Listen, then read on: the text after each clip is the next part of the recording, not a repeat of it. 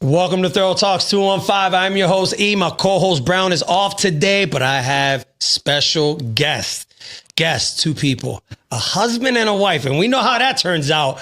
No, they're pillars in the community. They're very successful. They got a lot going on. Let me introduce the wife first, Celly Martinez. How are you, sweetheart? I'm doing well. Thank you so much for having me. I truly appreciate the opportunity. Nice. I'm doing well. I can't complain. Who's this fine gentleman right next to you? My man. Introduce yourself. Been Tony. I'm Tony Martinez, aka the Jefe. The Jefe, the boss. That's how I like it. The boss. So let me read your bio. Celly Martinez has been driven to succeed by helping others succeed. She transitioned into property management in 2007 and then became a realtor in 2014. She is passionate about sharing hopes by continuously learning all she can about real estate and teaching it to others. She has experienced deep loss and kept her faith and has amazing victories too. Her experience prepared her to walk anyone because she has been through there too. Celly is here to serve. That's very, very impressive. So you are a realtor. Yes, I am a realtor. I wear many hats, but yes, I am a realtor. That is your main gig. Yes, I've been a real estate professional in the city of Philadelphia for over 17 years now, and I've become passionate about it. Nice. You know, born and raised in North Philadelphia areas. I just felt as though it was imperative for me to come into this business and this industry. So, you know, I can go into why I got into this. Right. One of the reasons I got into it was my father was a real estate broker in the city of Philadelphia for over 35 years. However, just because my father was a successful real estate broker doesn't mean that, you know, I too was born and raised with a single mother. Right. So my mom was a single mom of 4 children, and I was the oldest of those 4 children, and who has to step up. It's always the oldest. Exactly. So I was the oldest of 4 children. And of course, at the age of 11, I had to step up and assist my mom because my mom had to become a full-time, you know, employee of whatever job she had. Because at the age of 24, she was a single mother. Right. So, you know, I came into real estate because one, you know, I've had to watch my mom struggle. You know, I can probably drive around the hood and point out so many homes that we lived in, and or, you know, had to pack up and move out of because either times got hard, she couldn't pay the rent. But from there is where I got my passion to wanting to help. Okay. Not just the public, but women. Single mothers. Just because coming from that, I wanted to find a way on how I can give back to my community. Got it. So you what part of Philly? Let's dive into the area, right? Because from my understanding, you're from HP, and for people that don't know, that's Hunting Park. Yes. Some people say Huntington Park. Do you know that? And it drives me nuts. It's Hunting Park, right? All right. So if you know, you know. If you know, you know. So let's start from there. What schools did you go to in the Hunting Park section? So I am originally from Hunting Park area. I went to McClure Elementary. Shout out to McClure Elementary, 6 in Hunting Park. That is actually where Tony and I first met. No way. Yeah. Jesus. Yeah. So you've been putting up with her that long, bro? For that long. I almost missed her. I almost didn't have the relationship I had with her because I went to Taylor first. Oh, Taylor. My brother went to Taylor. Crazy dynamic is because if you live 2 blocks over, like I went from 6th Street and Pike to Fairham Pike, and those couple blocks switched me from Taylor straight to McClure, and then I went 3rd grade, and then in 3rd grade I met her there. Okay. And then I went to Roberto Clemente for middle school. Wait a second. So the people that don't know, there's 2 Roberto Clementes. Yeah. There was a pantyhose factory that became the school, right? If I'm not mistaken. Yeah. Yes. And then there was a jungle in there. That's 5th. No, I didn't go to that. You didn't go to that one? No, I did not go to that one. I went to the bougier one at the time. I went to the one 5th and Luzerne. I went to the one on between Front and 2nd Erie. Okay. Went there, and you know, I did finish middle school there, and then I ended up going to high school to Franklin Learning Center. Okay. There was something in me at young age. I did not want to stay in the community schools. So I guess I was more my fear of not becoming a product of my environment. Yeah. So I decided to kind of get away from what I knew in Hunting Park, Edison, Masbom, Alny. I knew that I want to go to high school. I got you. So, you know, I don't know if many people know, but I am a vocal major. I sing. So I auditioned for Franklin Learning Center. And you got in. And I got in. Interesting. So, Tony, you went to Roberto Clemente? I went to both of them because I remember when they was doing the construction for the new one. Yeah. We still was in the old building on 5th Street, and then all the grades we commuted. We walked all the way down to Erie and made a left, and we walked over. Right. And the whole entire school, I remember going to that. Yeah. Interesting. High school. What high school did you go to? I went to Edison. You went to Edison? What year you graduated? Then I went to, who said I graduated? I went to Edison, then I went to Alany, and then I went back to Edison. Okay. What year was that? I didn't finish out. This was 99. Okay, so I was gone. I graduated in 97. Okay, so you guys are a little younger than me. Mm-hmm. I'm getting old. I'm getting old, people. All right, so, you know, it's interesting, and I'm glad you're here because, you know, I was born and raised around the Wingahaken section, right? That's Hunting Park, obviously. Mm-hmm. And I'm glad you're here because we can talk about how many Latinos, especially Latino families, struggle with home ownership. Yes. And so, what is your view? Do you see in all the years that you've been doing real estate, is it getting better for families or has it gotten worse, in your opinion? It's actually getting better with families, especially the Latino community. I am incoming president for what is called the National Association of Hispanic Realtors in South Jersey area. Mm-hmm. So I am advocating for Latino homeownership, and it's projected that by the year 2055, Latinos will be 75% homeowners in the United States. Wow, that's beautiful. Yes. So, you know, Latinos definitely are educating themselves more. If not connecting and maybe doing community investing together. Right. So it's great to see that Latinos are growing when it comes to that aspect. They're changing their mindsets from wanting to be forever renters to now becoming first-time homeowners. That's great news. Mm-hmm. That's great news. So are you doing also work in Jersey with Philly right now? And what's your main market? My main market is Philadelphia. Okay. You know, originally born and raised from here. I now live in South Jersey, but she left us. Vite, see how they are? They come up in this world and they leave us. That was me.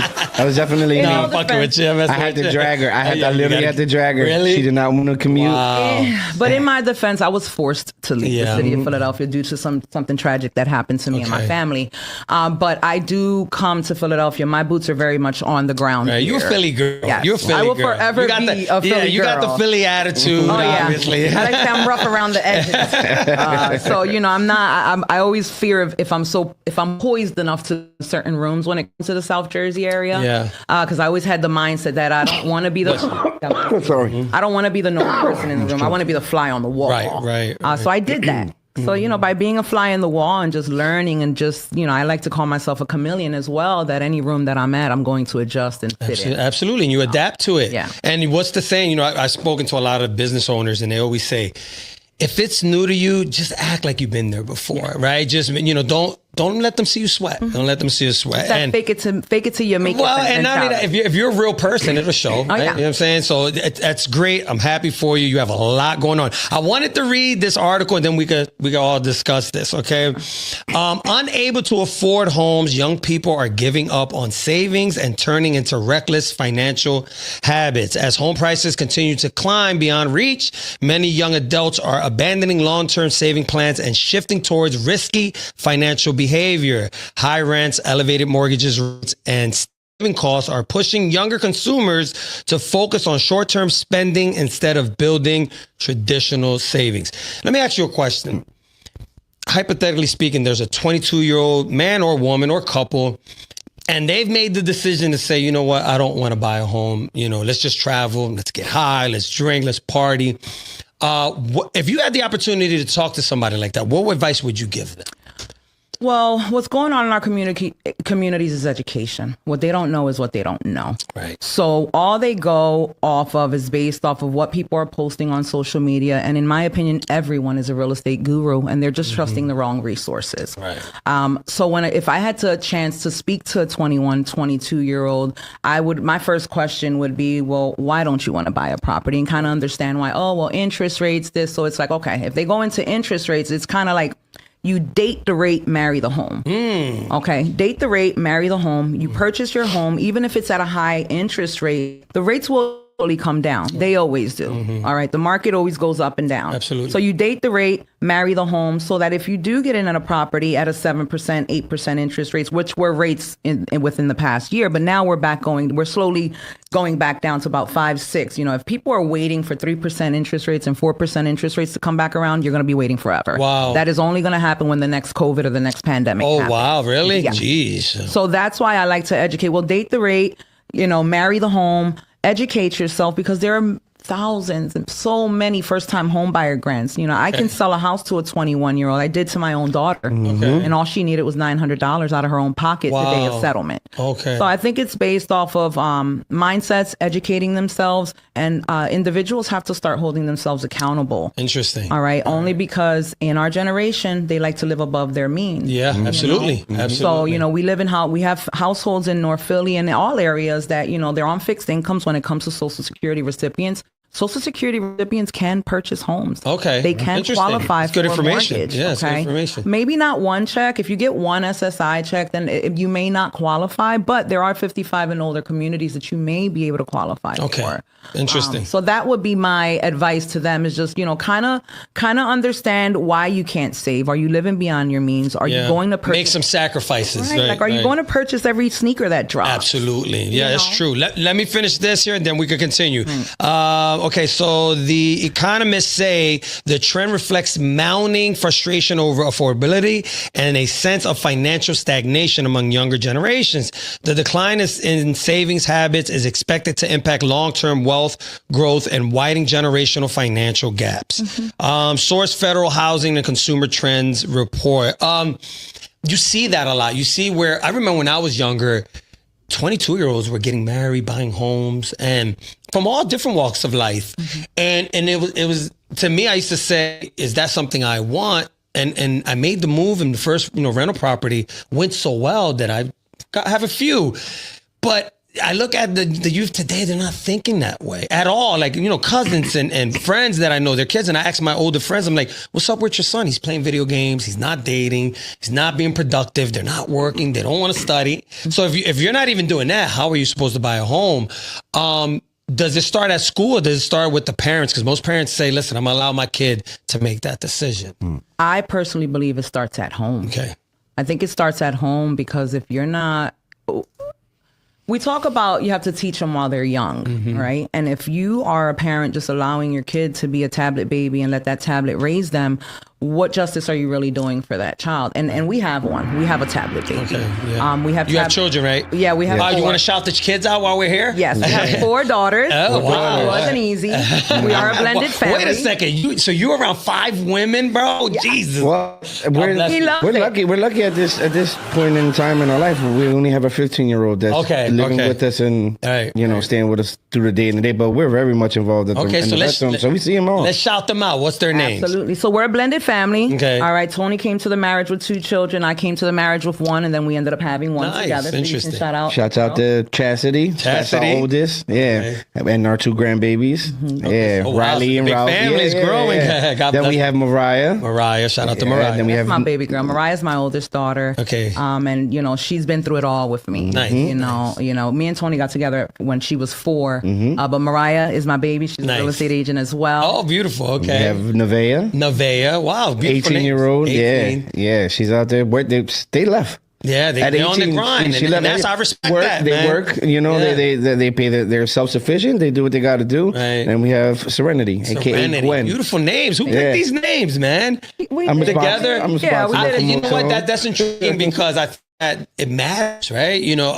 People get mad when I talk crazy sometimes, but if you give somebody just the average name that it doesn't catch people's attention, that's gonna walk with them through the rest of their life. Yeah. Right? When they go to school, when they fill out an application or a loan, you gotta keep that in mind. That was smart of you guys. Yeah. But our girls have been great. They're 4 girls. They're self-sufficient, very independent. Nice. They all have their own small businesses as well. Wow, entrepreneurs. So you guys are doing a great job. God bless all the girls. If you ever want to come on the show and let's talk some talk, we can come on. Your family. Don't talk about your mama. Give me all the scoop, lady. All right, so I wanted to touch on another topic about the Philadelphia area, and you're the one to speak to. So I'm going to read this article, and we'll get into a discussion. The Philadelphia housing market in 2026 is expected to see a shift towards more balanced activity, with slowing but steady price growth, increased inventory, and stabilizing mortgage rates, creating a healthier environment for both buyers and sellers after years of intense competition. Key drivers include steady demand for university hospitals in areas like West Philly and the city's, Logan, also Port Richmond area. 2026, there's a lot of events that are boosting the attention in Philadelphia. Expect more rational pricing, fewer bidding wars, and gradual improvements in affordability as incomes catch up. Okay, so Philadelphia, what would be the areas that you would tell people, you know what, if you want to buy a first-time homeowner, these are the key areas you should be looking into? Well, it depends on what your plan is. Yeah. It depends on what your plan is, because if you are coming in and wanting to become a first-time home buyer, and I think another reason why people are hesitant on is because they want to buy they want to purchase their first dream home, right? The first purchase. Understand, if you're 21 to 30 years old, you're not making the income that you're going to be making at 40, 50 years old. That's fact. So I like to tell people, if your plan is to hold the property, then, you definitely want to try to find areas like, zero, things that are going to just gentrify, like Kensington right now. Yeah. I purchased all Kensington 10 years ago because I knew that there would be a boom here. Right. Okay. And you see it's happening right now. So right now, all of the Latinos and minorities are moving to the Northeast Philadelphia areas, okay, where you see that's now a hood. Yeah, absolutely. Sad to say, that's so true. Right, there's 10 people to one home, there's 5 cars to one home. Crime rate is up now. Exactly. So as you see, anybody that they pushed out of the Kensington area, they all went to Feltonville, Northeast area. Right. So now those areas are considered the rougher area. The Badlands now. Right? So, yeah, pretty much. But people are going to West Oak Lane. People are going to Kensington, Fishtown, Northern Liberties. Right. Hunting Park is not there just yet because us Boricuas don't move. That's so true. My dad's been at that house for 42 years now. But not only don't they move, they don't refinance either to show what the equity is in their homes. Because remember, when our parents or grandparents purchased their houses, this generation is in uproar because interest rates are at 5-6%. But if you go speak to our grandparents, their interest rates were 13-18%. However, for a $40,000 home. Right, correct. Right now in Kensington, homes are selling anywhere between $150,000 and $200,000. Wow, that's unbelievable. That's unbelievable. Yeah, but that's where the gentrification comes in. At you're seeing coffee shops, you're seeing people walking in small businesses. Small businesses. That's so true. Yep. So I would recommend that one, figure out what area works for you, and visit the areas in Philadelphia, get familiar with what other pockets, historical areas Philadelphia has as well. Like Uptown, 19144 and Logan, 19141. They have monsters of homes. The square footage. But isn't Logan like, there's areas where it's sinking, right? I saw reports about that. Yeah. My father actually, he migrated from Chicago to Philadelphia. This is way back in the 70s. And my grandfather purchased a house in Logan, right on the boulevard, right off of 10th Street. And every year he would have to redo the porch. My father was just telling me the story a couple of days ago. Every year, every summer come up, he's like, it's going down and down. And finally, they started selling the houses. Knocked them all down. They still haven't been built there. I don't think too much in that area. But like you say, all land, God's not going to make any more land. So any land that's available, somebody's going to eventually try to build. But Logan is kind of still sketchy. It is very sketchy, but it's a great rental demand. Okay. So again, it goes back to what is your plan. Okay. When I first came into real estate, of course, my first property was Frankfurt and Cambria. Oh, wow. And I didn't want to buy it, but I bought it at $42,000. But when I sold it, I put $80,000 in my pocket. Wow, nice. You know what I mean? So it's the mindset. It's like, all right, what do I want to do? Do I want to buy this and live here forever? Do I want to buy this and live here for 3 to 5 years? In 3 to 5 years, maybe sell this one or turn this one into rental income so that I can now pre-qualify for my forever home or your next bigger home. So when it comes in other words, I hate to cut you off. So in other words, you have to think 5-10 years down the road. You want to think that way. Okay. Unless you think you want to stay in Kensington all your life and you purchase. Right. And I don't think you want to do that. But I don't think Logan is the best area right now to invest in, only because as you see, when it comes to those, they're already adding trenches to it. Yeah. They're stabilizing the Logan area. Okay. So in the next 3 to 5 years, I expect more buildings to be happening. So I'm going to read off some of these small little subjects in it and you chime in. Okay. So price growth, all right? Expect modest, steady price appreciation around 2.5 to 4.5% projected, rather than the rapid spike seen previously, with some areas like Center City seeing flatter growth. Now, what should somebody be doing? Should they just be really focused on that rate coming up and down and then make a move, or just take the chance and say, you know what, let's do it now and then we'll figure it out. If it bites me, it bites me. What would you say? I would say do it now. The city of Philadelphia's prices are not going to go down. Okay. All right. And the reason why is everyone is flying out of New York. Yeah, I noticed that. Right? Oh, yeah. Especially with Mandani or whatever his name. But even that, the value, the property value, the cost of living has gone up so much in New York that that's all of our sellers, most of our buyers are from New York. Yeah. Or from out of town. And I think that's another thing of what's going on with the city of Philadelphia, especially with the sheriff sale. Only locals were able to bid on sheriff sales, but now they're opening it up to the entire world. And people in Dubai or New York or Connecticut are putting bids on our Kensington houses that we know aren't worth $200,000 on shells. So the idea is to get in now, because you're going to find yourself not able to afford Philadelphia soon. Soon. That's so true. And then people are leaving to Connecticut, people are leaving to Ohio, people are leaving to Florida. But you want to get in now. If you qualify now, if you don't qualify now, then educate yourself and work on it. Yeah, first start with your credit. Yeah, you know absolutely. what I mean. So nice. I'm glad I know people like this because they won't leave me out in the street. All right, so interest rate stability in the high 5s and low 6s is anticipated, encouraging more buyers to participate. When it comes to the Latino community, what do the numbers look like? Does it look like we're getting better as far as a group buying, or is this stagnant? What do you think? I think we're getting better. Okay. I think we're definitely getting better because as Latinos, we all have the hustler survival mode mindset, right? Absolutely. So if we can't figure out a way, we're going to partner with somebody to figure out a way or create an opportunity for us. So I think Latinos, as these small businesses continue to grow, although with the FHA guideline and, we're not going to go into politics, when it comes to people who are not legal citizens here or holding I-10 cards, their opportunities have become a little stagnant right now just because of, the office. You know absolutely. I mean? Got it. But we hope and we do foresee that will change as well. Okay. All right. Interesting. All right. Inventory. A gradual increase in listing is expected, improving choices for buyers. So we see a lot of construction. We see that they're building all over the place, right? So, I remember I had an aunt that lived on 5th and Cullen. And she recently sold, and I think in the 80s, she bought that home for about 80 grand and sold for almost 600,000. There's always a debate on who's worse. Is it the person that says, all right, I bought this house in 1985, I paid so much and I took the profit and left. So then people say, well, they got pushed out. Or is it the buyers? Is it the people that are buying? Because you could say, well, this person really never saw 600,000 in their lives. It's first time. So this is life-changing money to them. And then you see what they call the greed of these gentrificationers. I just made up a word. What's your thoughts on that? Because people always argue, well, no, people are selling. No, people are being pushed out. Well, it can be an opportunity of both ways, right? When it comes to investors, I'm sure anyone listening here can say, yo, I've gotten probably 20 calls or people knocking on my door because investors are very aggressive. Absolutely. All right. And a lot of times these investors are coming for your grandmas. They're coming for your grandmas because they know that grandma's going to sign or sell their house on the dotted line.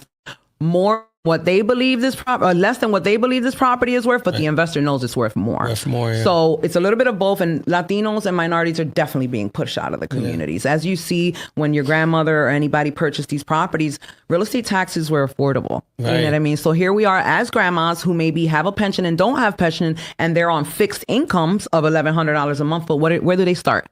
Reassessing these properties and increasing the real estate tax. Right. And that's that's the leverage that they have. Exactly. So once the real estate taxes increase, grandmas can no longer afford their monthly payment when it comes to because they don't have mortgages, but if you have $4,000 a year in taxes and you're on a fixed income, divide that by 12, that's what your monthly payment is just for your taxes. So I strongly feel, I've seen it happen, that we are being pushed out of our communities. Okay, wow. Especially Kensington, Lehigh, Fifth and Oxford. My family owned properties in Fifth and Oxford, but at the same time, again, we don't touch this type of money in lifetimes sometimes, right? So when grandpa says, "Okay, yo me puedo retirar, puedo vender esta casa, I can sell this house y me voy para la isla. Right. And it's happening in Puerto Rico too. It's happening in Puerto Rico. They're getting robbed in Puerto Rico. Why? Because Latinos don't educate. They don't have wills. Right. They don't have copies of their deeds. They don't have trust. And they don't have backup exit. Let me ask you this now that we're talking about trust, because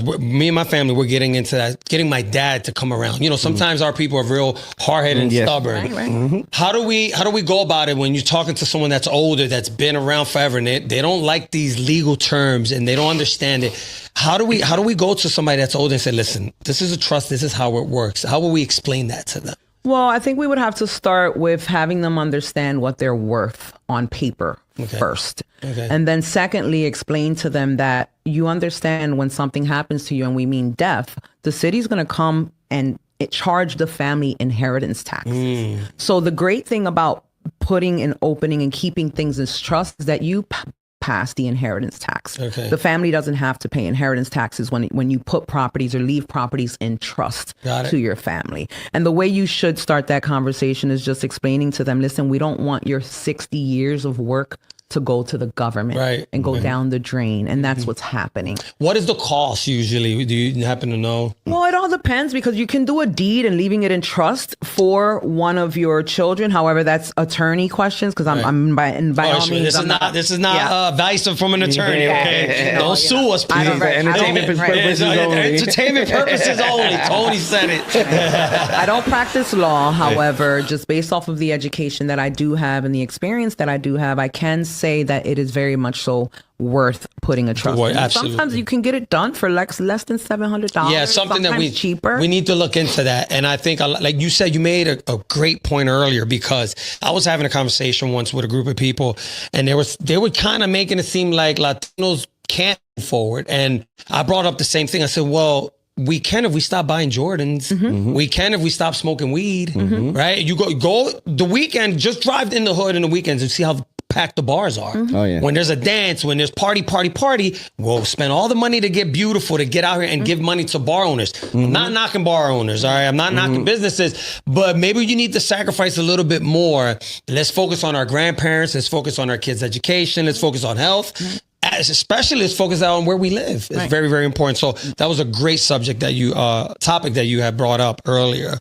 Very, very interesting. So a trust is worth it, right? Trust and wills are definitely worth it. Because even if you leave a will, you still have to probate that will, and families still are going to be expected to pay inheritance taxes. Okay. So just play it out, because what happens is that if you don't leave a will or have a trust, and when you die, you're going to have children fighting over what's going on, and there's always one. So it always happens when someone dies, too, but they are what? I was here with grandma when most. I was with her more than you were. I deserve it, and I deserve it. So true. And then in Puerto Rico, it gets worse. In Puerto Rico, when your father or mother dies, it goes to the children. And in Puerto Rico, their system is so crazy there that we need signatures from each and every sibling in order to become administrators of an estate or become an inheritor.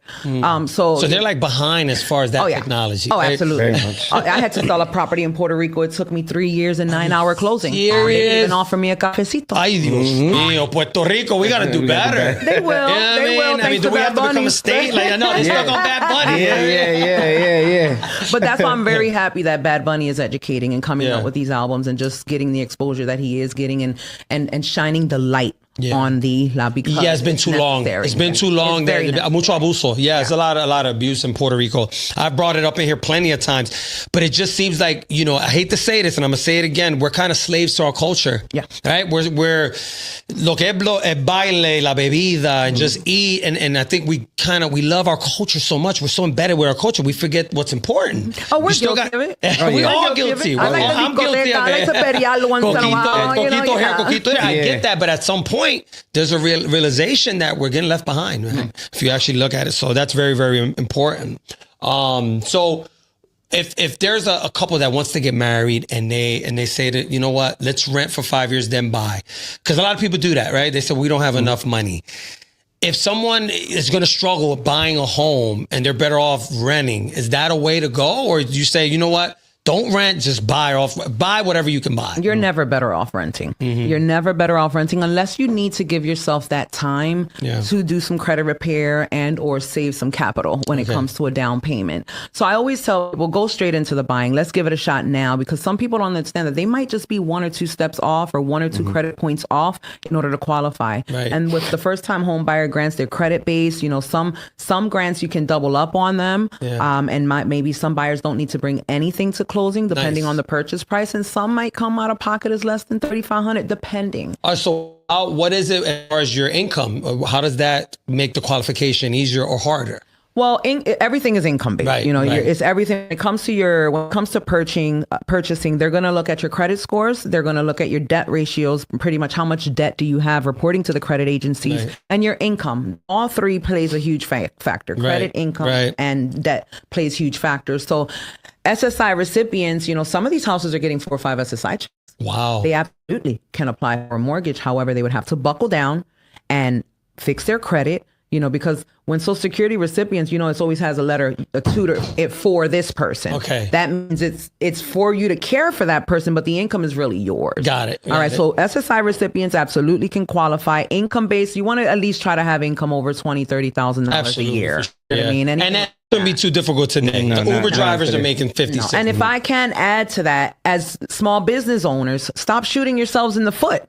You're shooting yourselves in the foot when you're filing your 1099s and saying you made $100,000 but taking $80,000 in losses. You're never going to qualify that way. You have to pay Uncle Sam. No matter how you slice it, Uncle Sam is undefeated, people. And then when it comes to Latinos, you can't run away from your debt all your life either. You don't know how many people, when I run their credit or even when rentals, because nothing's affordable. There's just barely any affordable housing in Philadelphia right now. Okay, and that's purposely. So when it comes to affordable housing, as you see, just past week, Philadelphia has passed a new law regarding how much security deposits landlords can charge going in. And if you are charging more than 2 or 3, then you have to give them a 3-payment installment agreement in order, because application fees can only be I think it's $50. Yeah, I saw that. I read that. Only because, you know, real estate professionals or landlords were just worried about getting their bills paid with these application fees and denying them because they didn't have the correct credit, the correct landlord reference, or pay stubs. Right. You know, so it's like education is key when it comes to renting and buying and selling and even flipping. Got it. Very, very, very good information. All right. So I have a question for you, Mr. Tony. You ready? I got a question for you because she's taking over the show and we can't allow her to do that. Okay. All right. So look, obviously you guys are very, very successful. I wanted to ask you this. I'm glad you came on because there are a lot of men that want to date powerful and strong and independent, ambitious women, but they're intimidated. Let me ask you this, man, on a serious note. How is it as a man, you know, you're married to a woman that's powerful, right? She's strong, smart, independent. How do you juggle that? Like, you know, when she comes home, she has a lot on her mind, right? This is something that a lot of guys go through. You know, give the guys advice on how to handle this. I know you might not have all the answers, but you might have some. Just from my perspective, I'm 100%. I mean, I wouldn't any other way. I wouldn't want the stress of having to do everything by myself. Right. You know what I mean? Like I was a renter at one point, and until my wife was like, "Hey, let me fix you up, get you where you need to go." And then, you know, because of her, I changed the way I thought and everything. But like I said, I wouldn't have it any other way. Plus, I believe we're on the same accord with things. Yeah. I know she's out there getting it. She got to do what she has to do, and then I don't mind at all. Honestly, I don't mind. I'm not intimidated because she does what she does, work, but she does have a man and a family at home. Respects that and she respects that at home. My wife does cook. My wife does clean. Does laundry. She does it all. She does it all. I got a fucking winner. You got a gem. I got a winner. Yeah. And lying a little bit.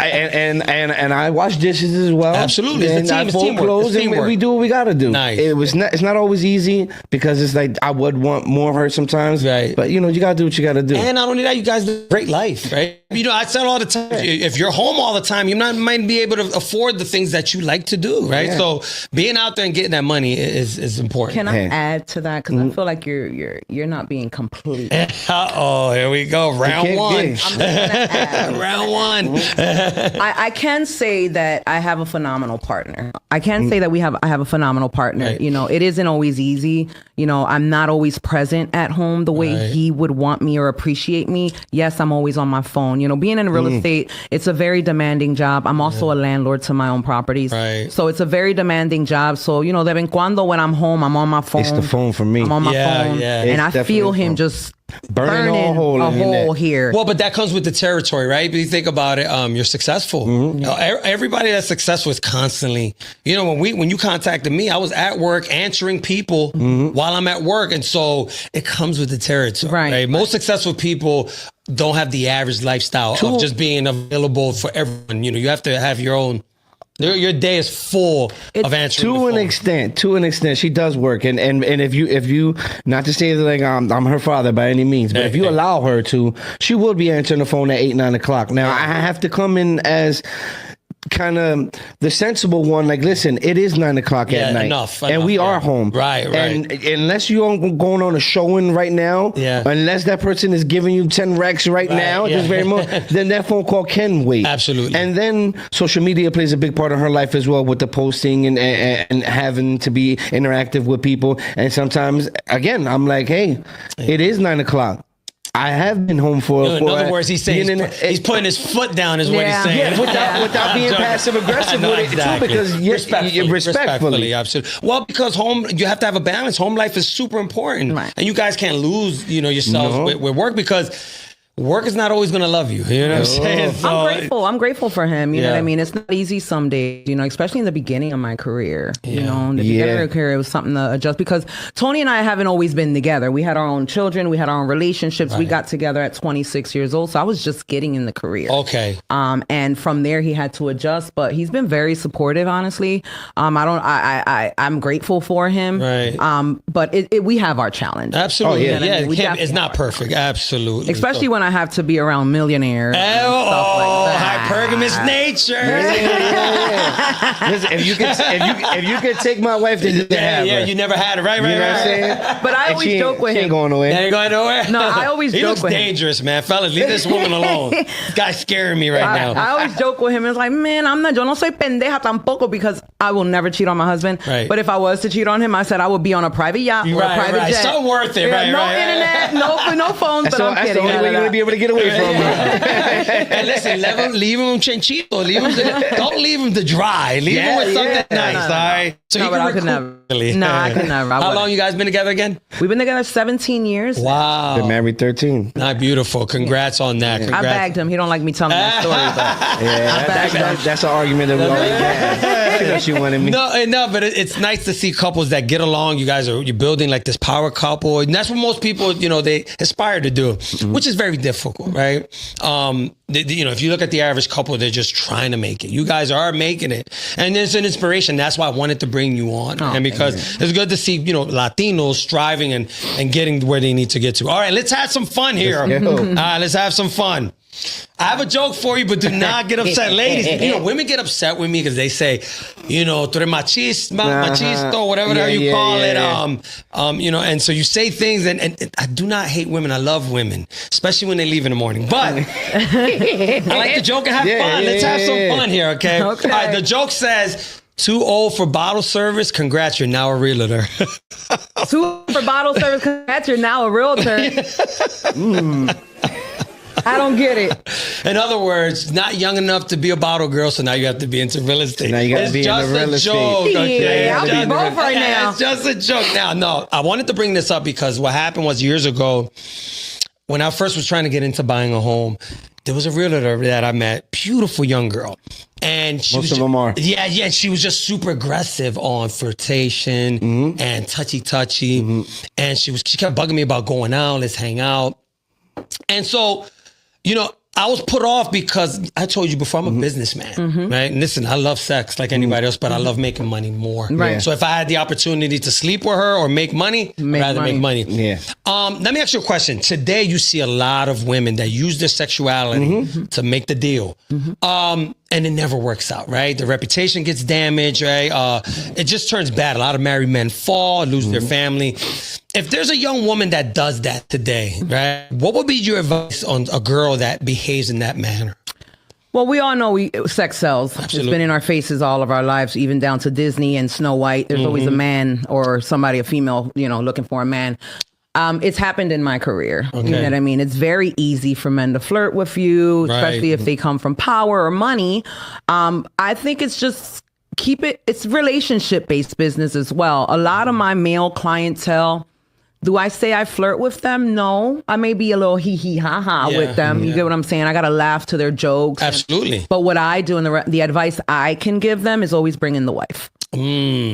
So always bring in the wife. When I meet a man client, if they choose to disclose that to their wife that they're working with me, because listen, I've had wives call me, oh, I see you texting my man. Wow, really? Yeah, I'm a real estate professional. Wow. Here's my business card. Feel free to call me, send me properties, addresses as well, if you and your husband are on this journey together. So I always try to involve women, especially wives or girlfriends, because Latinos are toxic. Are they? Are they? What kind of Latinas? Why don't we start naming them? Just start with Boricua. Yeah, Boricua. Number one on the list. Jesus Christ. But I would give advice to tell them, listen, just be your truest self. Yeah. You know what I mean? Yeah. There's men can get sex from anywhere. There's Tinder, there's apps for that. For sure. You know what I mean? You can go right outside the Kensington Ave. Oh, Lord, don't do that. But when it comes to real estate, or any profession, you just want to show up as your truest self, because you are your brand, and remember, you're branding your business. Absolutely. So, when it comes to businesses, it's word of mouth. Yeah. Most of my business is word of mouth referrals. So if you're going to start getting this reputation, mira,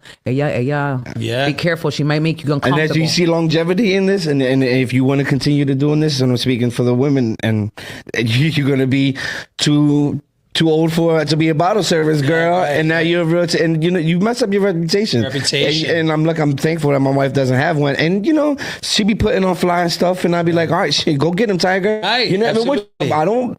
I might have a beautiful wife, you know what I mean? But I do have a lot of it has to be. She has 80% of her clients are men. You know what I mean? Men, they're just dominant in the field that she's in. And it took him some time to adjust. Yeah, because in the beginning, I definitely in the beginning, I'm like, but who calling you? Yeah. No. We ain't doing that. And my text messages, my clients like, hey, baby, hey, love. Yeah, that's how sometimes people speak. You know what I mean? So I'm like, especially baby. Latinos, we say, I say, mama, baby. Yeah. Exactly. But if he ever has a feeling or a question about a client, I'm more than open to like, hey, then come start showing. You know what I mean? I don't mind meeting you. Or I have conversations about my family and my husband to my clients, because again, we're in a business relationship. And a lot of my business relationships are long-term. Most of my relationships are 10 years plus when it comes to real estate. You know what I mean? Because I'm just that resourceful that people call me. I like to say, when people meet Celly Sells, they marry, se casen conmigo. Right. And that's what I want. That's the idea. And that's so important. And I'm glad you brought up reputation, because I remember years ago, I didn't live in New York, but I was dating this girl. So I would go every other weekend. She would come to Philly. So when I would go to New York, I would go to a neighborhood gym.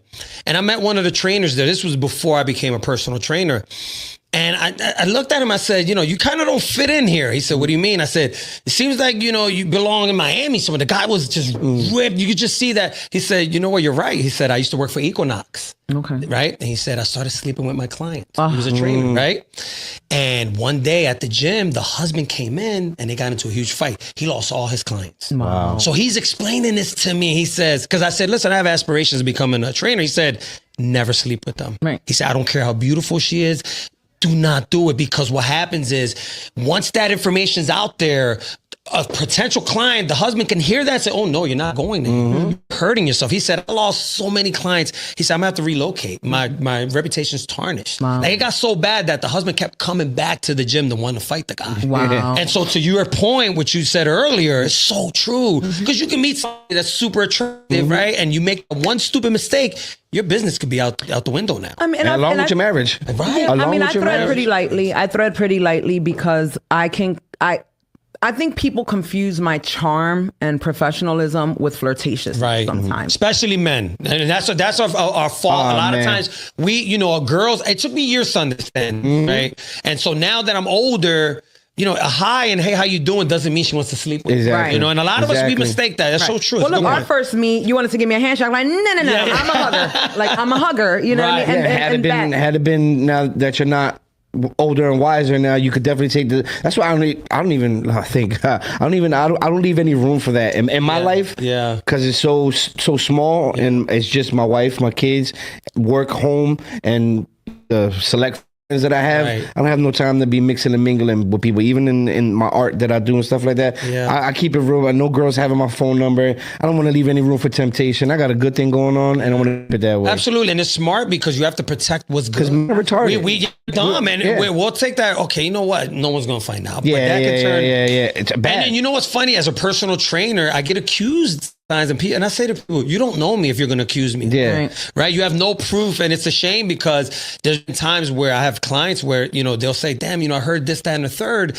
And I say to myself, who takes the time to make up a lie like that? But people will do it. Especially as you become more successful, they'll find out ways to just lie. You become a target. You become a target. And it's kind of part of the territory. It's a shame. Yeah, but I'm grateful. You know what I mean? I've been a real estate professional for over 17 years. I can say today that I've never slept with a client. Thank God. They've never taken me on dates. If so, it was really business, casual lunch dates that he knew about or whatever the case is. But I never ever want my husband to feel that I'm out here cheating on. Right. You know what I mean? I don't need to. One, there's not a man out here that can deal with me. No, I don't think I can.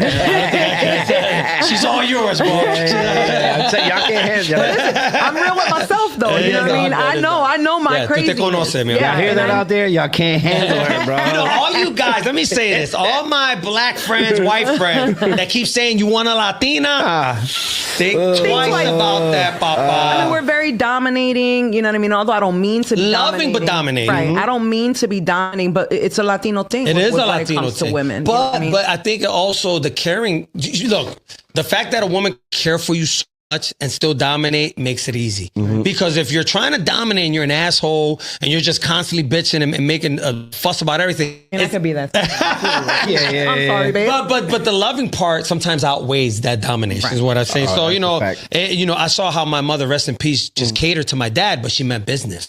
Right? And so my dad knew, you're not coming here at 4 a.m. drunk. Right. You're not putting your hands on me. Right. There no other women. So, the trade-off is, okay, you got a clean house, you got a respectable woman that's home, reputation, but you have to play your part too. So I grew up in a household like that, so I know what I'm talking about when it comes to. And I think our generation is that way because we had to witness that. You know what I mean? Us growing up, we've seen abuse in the family, we've seen domestic violence, we've seen drug and alcohol abuse. When and I'm not just speaking for myself. There's many families in our communities that grow up with that. You know what I mean? So I think with me, on top of the fact that I had to grow up so soon, I was like, no, F that. I'm not going to tolerate this. He knows I'm never going to tolerate cheating. I'm one and done. Just a little cheating? Just a little? Hold on, wait a second. He doesn't get a hall pass? Hall pass? Is he going to be willing to give me a hall pass? Listen, men and women are not equal. Never equal.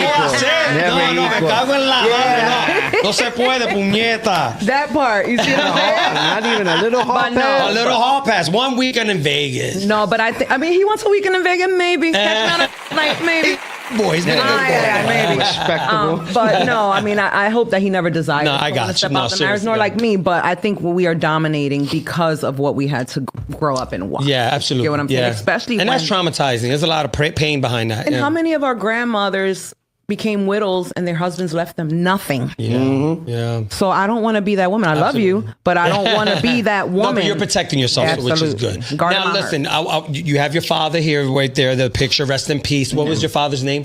My father's was Orlando Martinez Sr. He was a real estate professional in the city of Philadelphia for over 35 years. Wow. Unfortunately, in 2018, a coward decided to take his life while he was waiting for that client in the northeast area on Oakmont Street. So unfortunately, that is where, his best friend actually found him in the car with 2 gunshots, one to the head and one to the neck. But my father was a real estate broker. Unfortunately, it is still an open active investigation, so I can't touch on too much details with it. Right. However, he was the one who introduced me to real estate. Okay. So that's why you're so passionate about it. I'm very passionate about not only that, but he gave me an opportunity. I was a high school dropout as well. And when I was a waitress for Ruby's Diner in Ardmore for about 8 years, and when I called him and I said, listen, Dad, I need an opportunity. You know what I mean? I need a job. I don't want to be a waitress for the rest of my life. He's like, well, you're from the hood. I don't know if you can really show up and do what I need you to do. Wow, he said that. Wow, it was cool. But that probably woke you up. Well, one thing, my father never gave me anything. Right. I always had to work for my first car, my first apartment. Like although he was real estate successful, and people known him to have money, but I had to give him a security deposit in order for him to put me in a rental. Business. I had to save money to get a car. Right. However, I had called him and he was just starting to open up his office on Kensington and Tioga, 3500 Kensington Avenue. I didn't know one word of Spanish. Wow. He said, in order for you to work with me, you have to learn Spanish. So, tú hablas español. Ahora sí. So, with that, he gave me the opportunity. Nice. I worked with him for several years until he got married, and then his wife and I just didn't click at all. Otro tóxica. So from there, we had a family fallout. My brother and I picked up our stuff and pretty much started our own real estate office in my basement in Juniata when I lived on Markland Street. Wow. We worked there for about an hour. We worked there for about a year, and then we reached out to the current brokerage that we're at now at Quality Real Estate. And Quality Real Estate was actually the office my father started working at 35 years ago. Wow. Okay. So prior to that, you just followed the line. Yes, well, I had to because, I didn't know anything. And at the time, I wasn't licensed because I was working with my father unlicensed for so long because, of course, I was spoiled. I didn't have to. Right. But long story short, I ended up going to, my brother and I, our business partners, we ended up going to Quality Real Estate and started, pretty much started there, and now I'm the face, and we're much co-owner of Quality Real Estate now. You, congratulations! Got to clap for that. Got to clap for that. That's beautiful. A Latina woman and a Latino man, striving for excellence. Yeah, but if it wasn't for him, I wouldn't have got into the real estate, and of course, seeing my mom struggle. Yeah. But now, as a real estate professional, I'm like, damn, man, you did my mom dirty. Let him rest in peace. Let him rest in peace. No, but back to my dad a little bit, but his murder investigation is still very much so active. I don't want it to go cold. And I know we live in a world and a community where we come from no snitching. Yeah. As an adult now, I'm against that no snitching rule. Yeah. Only because, my children are growing up without a grandparent. I'm still healing from that journey, considering that I've always wanted to be in my dad's life. And I always thought that I'm going to be the one wiping his ass when he gets old, right? And that opportunity was taken from me. But I say all that to say that if it is in your heart, if you do know something, please say something. Your tips can be anonymous. There is still a $20,000 reward for his death. And if there are any tips, simple homicide phone number 215-868-TIPS. Okay. It will be and stay anonymous. So, if I can just, have that opportunity to put that out there, just because mentally I'm not right some days. Yeah, absolutely. And the Lord will always prevail. Oh, absolutely. Okay, so just keep the faith. All right. Absolutely. I leave everything in God's hands. And always leave it in God's hands. I wanted perfect timing because I wanted to read this, and then maybe you could talk a little bit about it. All right. There's no perfect balance for entrepreneurial lifestyle. Celly observed wisely. I'm 1,000% passionate about educating and empowering others. I'm a people lover and problem solver. I have the privilege of helping thousands of low-income families change their legacy, and I have received what I have given. Yes. These are my people, and I'm here to sell and serve. Yes. Did you write this? When I read this, I said, where did this come from? This is touching. How did this come about? So my sister and I, I was advertised on a magazine as top agent or agent on fire. Agent on fire. If you would have been Asian, that would have been funny. But I was featured in a real estate producer's article a few years ago, and I was titled as Agent on Fire. Nice. So they had interviewed me, and I had to go back and forth and pretty much answer questions, pretty much like just a guide. And I was just being honest, and my sister helped me with responding with the questions, but she truly knows my heart. And that was so genuine. When I read your bio because I'm the type that when I do the shows, I want to get to know the person. I don't bring people on to attack or talk shit, excuse my French.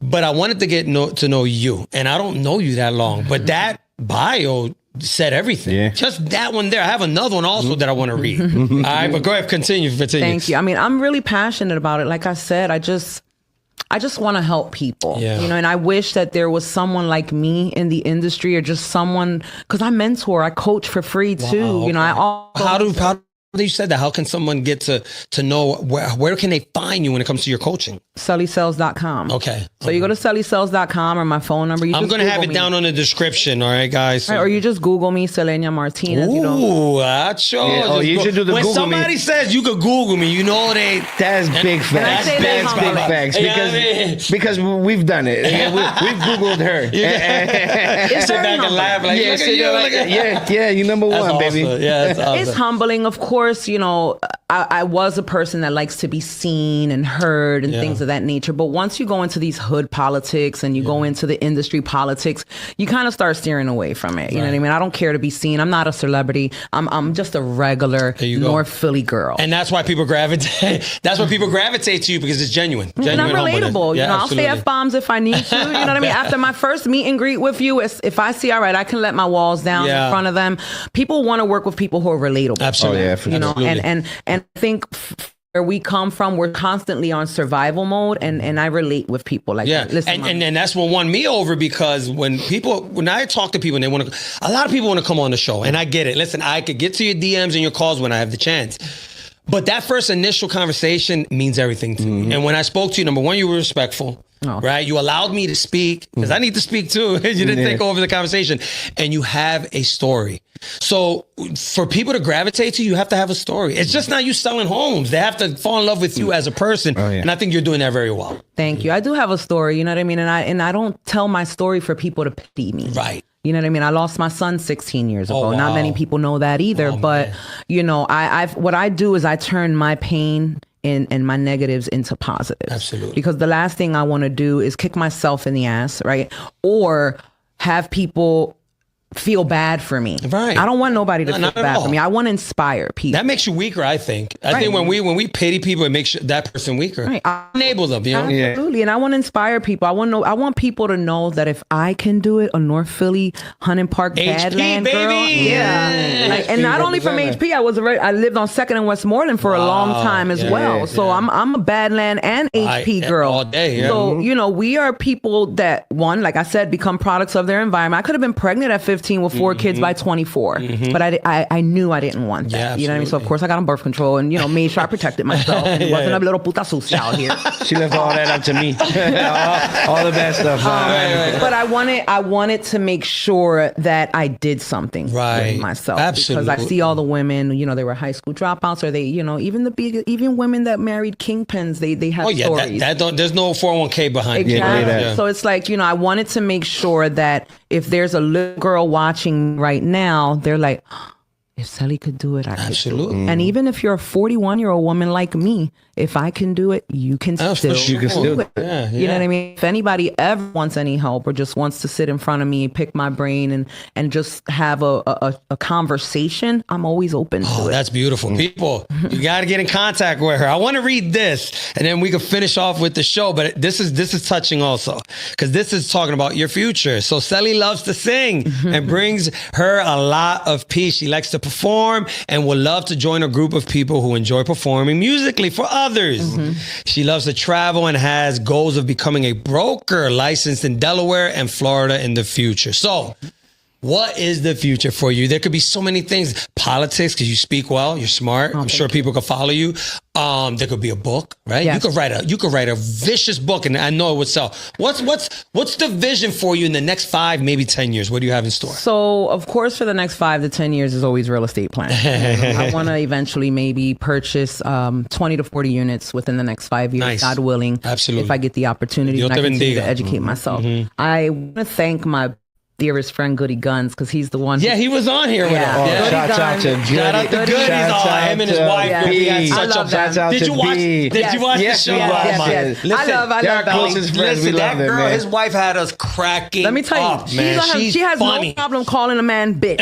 Okay? I seen that quickly. Yeah. And listen, you know, again, and it's funny because it was the first time he meeting them. And Brown, shout out to Brown. Brown was like, dude, these people are dope. And listen, when he says that, his word is bond, right? And the minute I met them, ella estaba bien calladita, because she fooled me, man. You know you fooled me. And she was sitting there, bien humilde, and I'm looking at her like, this woman looks humilde. And she got there, started talking. I was like, shout out to and Goody Guns was playing a great role. He was just going at her. We had such a good time with them. And shout out to them. They're another Latino family that's doing great things. But I wanted to shout out to him, and we go back into what I have planned for the next 5 years. It was on my bucket list for me to do a song and record a song. Nice. So Goody made that available, made that happen for me, last year? Yes, last year we went into a studio and he's like, hey, come on, Celly, I want you on the song. I'm like, well, I didn't write anything. He's like, I'm going to show you how easy it is. Come on. And we wrote the song together right there. Damn, and we recorded it right there in maybe 4 hours, if that, maybe 3 hours. Nice. So shout out to Goody for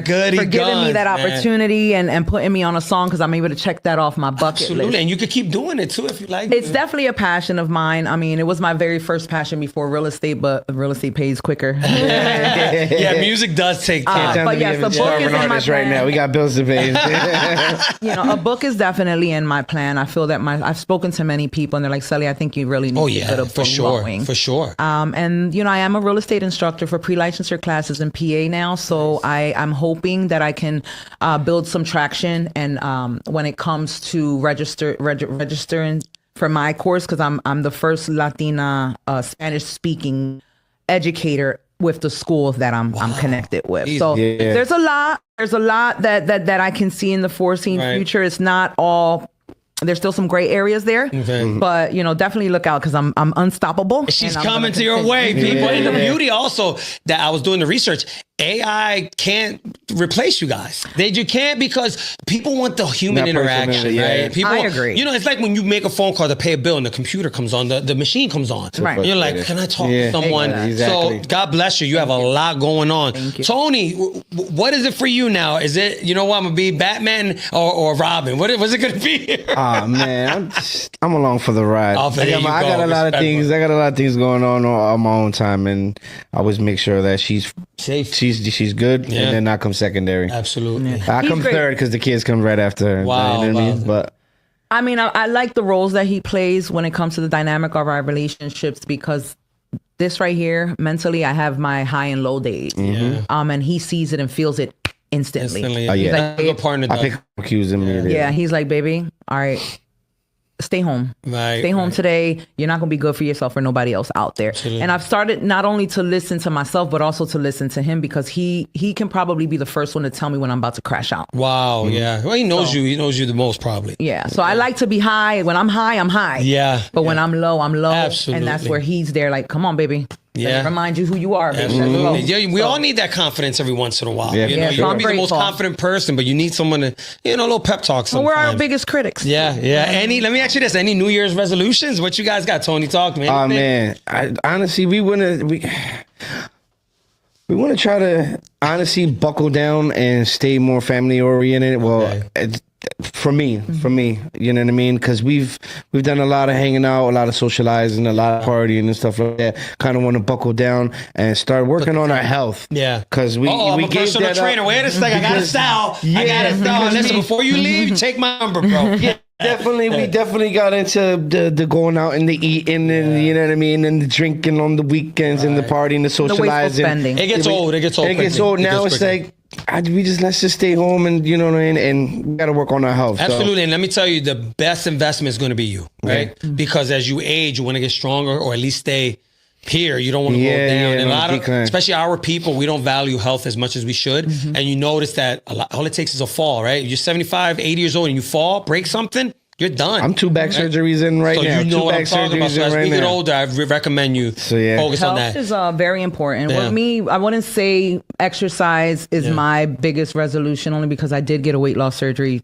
8 years ago and I lost 200 pounds. Oh, wow. Wow. Yeah, I was 300 pounds before. So that was the first step that I took with, trying to save my life. Yeah. You know what I mean? I ended up doing the gastric bypass sleeve surgery, and I lost almost 200 pounds. And I've been successful with keeping it off. Absolutely. There you go. If I can, thank you. If I can go into what biggest resolution is for next year, it would be honestly just getting closer to God. That's another one. Yeah. You know, I think we all have to hit that one. Yeah, absolutely. My spirituality, I think our days are numbered here. And I just feel that it's time. Yeah. You know what I mean? You can feel it. Yeah. And you shouldn't ignore that. A lot of times we ignore it, and sometimes it's too late. No, I feel that it's time, it's especially with my God-given talent, and because I've been expressing I want to sing so much. Yeah. I feel that maybe it's time for me to leave the worldly things alone, and I think God's working through me and convicting me with certain things. And I'm not a perfect None of us are, person. Mama. But I feel that I'm kind of being. Yeah, and it's always at the right time. It's not your time. Sometimes, you say to yourself, I wasted all these years, but no, you get molded. We all get molded, and there's signals and there's signs, and you got to pick up at some point. And obviously you are. Right, and every new year I want to buy a new property. Shocker, a woman that wants to shop more and buy something. I'm not shopping. I want a property. I don't buy bags. I don't buy shoes. I don't do none of that. Yeah, anything nice that I have is because he it for me. There you go. Leave it up to me. I still go to Rainbow Mat. I still go to all the cheaper stores if I need. Most wealthy people think that way though. So you know what I mean? The poor people are the ones that want to show that they have so much. It's the wealthy people, smart people. I'm 41 and I just purchased me a brand new car off the lot. Other than that, I always saved up my money. I was driving around in a putt-putt. Yeah. But as you climb up this ladder of success in real estate, of course, it's a show and a role that you have to play. It kind of plays, So it's like I was showing up in a 2014 Chevy Traverse. Yeah, that's not a good look. To a millionaire buyer, and they're like, "The hell is this?" But if you go, my same millionaire buyer was showing up in a Honda. Yeah. So it's like, what we teaching here? What are we preaching? But the buyer doesn't matter when it comes to I'm not a millionaire yet. Not yet. Right. Speak it into existence. Yes. Listen, this was a great show. I'm so happy that you came on because the education was good, man. And not only that, there are couples that are making it. And I'm the type, I'm gonna say this, I don't believe in marriage, but you stressing me out, man. But I am happy for you guys, and I wish you guys more success. We'll take it. Maybe I'll find a woman like this. If you have any sisters, let me know. No, but seriously, it is. How can I say? It's eye-opening because a lot of times, we're ignorant to the fact that it is possible. And even me, there's times that I say, I don't believe it, but it has to. You have to let it happen. Yeah. And then you guys are a perfect example. I don't blame you for not wanting to, because had Tony and I not started our relationship with the foundation of him being my best friend, I don't think I would have married this man. Wow. I think he had to completely know who I am. So he's seen me at all versions of me. He's seen me at 15 years old, losing my virginity. Right. Like I said, he don't want me to tell that story. But tell it. Let's say no, I'm joking. No, so PG. He's known me since pretty much we were kids. Right. So once we became teenagers, he really wanted us to date. And I said, no, I respect you as my best friend. I don't want to ruin it. Ruin this right now. You know what's funny? Because that happened to me plenty of times and I ruined it. Right. So, we didn't. It was up until she couldn't hold it anymore. Stupid. At first she was like, I don't want to ruin this. But you looking good. You're looking good. Come on. I'm going to get what I was going to get, bro. We're hunters by nature, damn it. We're hunters by nature. I'm from around the way. I'm leaving with something. And I'm leaving with you. But again, I think he saw me at all versions. Right. He's seen me from the young girl to the broken girl. From when I did, leave my daughter's son's father after his passing. Wow. My son's dad. Once my son died, I said, screw this relationship. I'm leaving you and everything in it. Right. So he's seen me at my growing pain years. He's seen me through my traumas. He's seen me through my mourning and my grieving. And he saw me through my single life. You've been there through my single life, so that now he knows, like, all right, she hasn't had an easy life, so he's very gentle with me as well. But I'm grateful that it happened this way. So if I can give anybody advice, be friends with people first. You know what I mean? If you think about marriage, no, don't screw them on the first night. You know what I mean? Yeah, I mean, it depends, but don't be trying to turn it. Turn on his ass. I don't agree with everything she says. All right? But to each his own. To each his own. I got si that. te puede aguantar, okay? But if not, again, just be friends, man. Be friends. Yeah. Allow each other. I didn't move in with him until we knew each other, because when you move in with people, that's when you really absolutely figure them out. Yeah. But I'm grateful. It's worked. Good. Oh yeah. You know, and like I said, we have our rough patches, but I think communication is key. It's key. I'm not always too easy to communicate with, and as women, we have to learn how to bite our tongues. Dilo otra vez. Say that again. As women, we have to learn how to bite our tongues. Yeah. Not everything needs a response. Exactly. Okay, and I think that's where we fail as women. Like, it's okay to be the strong force, but sometimes just yeah, you say more when you're quiet sometimes. right. I mean, I'm grateful I'm not in a relationship that he's like, "Date quieta." Yeah, that could be it. like We that. don't condone violence. No, we Yeah, we don't. definitely don't, but- I just say that, you know, communication has to be key, and not every conversation is easy to have, and not all of them stay at the level-headed, grounded tone. Yeah. But when you do have those arguments or tough conversations, just get up and walk away and revisit them if you need to. Absolutely. But, yeah. That is a perfect ending. Thank you. Thank you. It was great. This was a great show. Listen, you guys are more than welcome to come by. Listen, we do a show every week. So if you ever want to say, can I sit in and just talk? We can talk. It doesn't have to be specifically about you. Nice. I have topics and we just bust it up. This is really more to get the information out there. Right? And then have fun too. I don't want it to, we laughed. We had a great time. It was a lot of fun. How did you guys enjoy it? Yes. I definitely enjoyed it. good. I really have fun Thank with you. it. I thought it was just gonna be like all real estate. No, and I'm like, not all at right, all. good. I don't Yeah. want to be here selling myself. Right. But at the end of the day, I wanted to at least thank you for the opportunity to allow me the free space and the audience to not only get to know me as a professional, but also get to know my story a little bit, because I think people, they think they know you based off of what they see online, because everybody only puts wins online. Nobody puts losses online. Yeah, you know what I mean? And we're human. So it's like, all right, damn, Celly went through this heartache. She went through this. I heard her story. I might respect her a little bit more. Yeah, absolutely. You know what I'm saying? Yeah. Or appreciate me a little bit more. So, if I just want to help. There's no bullshit with me. Right. And if it is, it's my mental bullshit. But there's really no BS with me. I'm not out here burning people, stealing from them. Your reputation matters, yeah. And if you do hear anybody saying something about me, tell them to call. You better check them. Yeah. Well, had to deal with me. So did you enjoy yourself? I definitely enjoy myself. Yeah, it's nothing like a good conversation. It's healthy, actually. It is, because I had a long, hard day at work today. And the Eagles lost recently, too. So I'm already stressed out. I'm a little stressed out about that. It's a lot going on right now. I don't want to talk about this. Good night, guys. Mental illness. All right, we're going to talk about some mental illness. No, but I appreciate you guys. Thank you. The audience is going to love this. And reach out there. I'm gonna have all her information. I can have yours if you want for your business, the business you work for, so people can, we can all make money and be happy. All right. So thanks for tuning in, everybody. Thank you. Please subscribe, like, and leave a comment. Say bye to the folks. Bye, everyone. Thank you so much. Thanks for tuning in. Take care of yourself. Love each other. Remember, subscribe, like, and leave a comment. Till next time.